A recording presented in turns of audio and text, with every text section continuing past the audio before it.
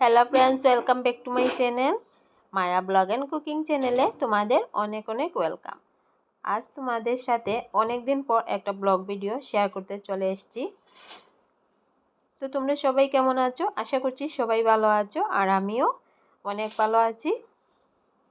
তো স্কিপ না করে আজকের পুরো ভিডিওটা দেখতে থাকো, আশা করি তোমাদের ভালোই লাগবে। তো ঘুম থেকে তো অনেক সকালেই কিন্তু উঠে গেছি। উঠে ঠাকুরের ফুল তুলে ঠাকুরের বাসন ধুয়ে ঘর মুছে নিয়েছি, আর যা কিছু করার ছিল সমস্ত কিছুই করা হয়ে গেছে। তো এবারে চলে এসেছি রান্নাঘরে। তো রান্নাঘরের সমস্ত কাজ, রাতের বাসন সব কিছুই কিন্তু আমি রাতের বেলায় ধুয়ে ঘরটা মুছেও একেবারে রেখে দিই, তাহলে কিন্তু সকালে আর কোনো ঝামেলা থাকে না।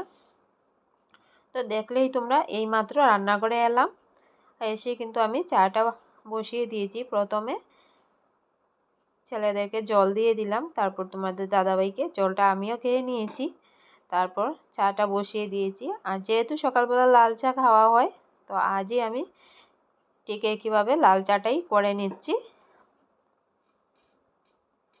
আর সকালবেলা লাল চাটা খাওয়া কিন্তু একদমই ভালো। আর দুধ চা খেলে দেখবে সমস্ত দিন পেটটা কিন্তু একদম ভারী হয়ে থাকে, এই জন্যই কিন্তু সকালবেলা লাল চাটাই খাই। তো দেখো, কথা বলতে বলতে আমার চা কিন্তু হয়ে গেছে, চা ছেঁকেও নিয়েছি। তো চায়ের সাথে চিড়ে ভাজা খেতে কে কে পছন্দ করো একটু কমেন্ট করে জানিও। তো আমার কিন্তু বেশ ভালো লাগে। তো চিড়ে ভাজাটা আমি কাল রাতেই করেছিলাম, তো কিছুটা আমি একটা কৌটার মধ্যে ভরে রেখেছি। আর এদিকে দেখো চায়ের সাথে বিস্কুট নিয়েছি। তো বন্ধুরা, চাটা খেয়ে নেই, তারপর আবারও ফিরে আসছি। এদিকে চা খেয়ে চায়ের বাসন ধুয়ে আবারও চলে এলাম বিছানা গুছাতে। আর এদিকে দেখো বিছানা গুছিয়ে নিচ্ছি। তো তোমাদের সাথে একদম ছোটো করেই যেহেতু সকালের মর্নিং ব্লগ শেয়ার করছি, তো ব্লগটা খুব বেশি বড় করব না, একদমই ছোটো হবে। তো দেখো এদিকে একটা বিছানা গুছিয়ে নিয়েছি, আর বাকিগুলো কিন্তু আমি অফ ক্যামেরায় গুছিয়ে নিয়েছি। তারপর ঘর ঝাড় দিয়ে আমি ঘরটা মুছেও নিয়েছি। আর আজকে সকালের খাবারে কী বানাচ্ছি এটা তোমাদের সাথে শেয়ার করছি। তো আজকে সকালের খাবারে বানাচ্ছি আমি ভাত ভাজি। আর ভাত ভাজিটাও কিন্তু খুব সহজ ও সিম্পলভাবে করছি। তো দেখো এটাও শেয়ার করে নিচ্ছি। নতুন আলু মিডিয়াম সাইজের যে আলুগুলা হয় একদম চিকন করে কেটে নিয়েছি, আর দুটো পেঁয়াজ কেটে আমি এর মধ্যে দিয়ে দিয়েছি। আলুটাকে একটু হলুদ আর লবণ দিয়ে নাড়াচাড়া করে ঢেকে দেব।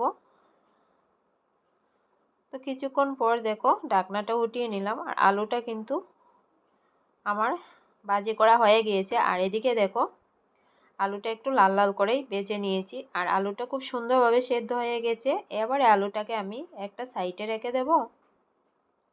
আর এদিকে আলুর যে তেলগুলা সাইডে থেকে বেরিয়ে আসছে, ওই সাইডে কিন্তু আমি দুটো ডিম ভেঙে দিয়ে দেব।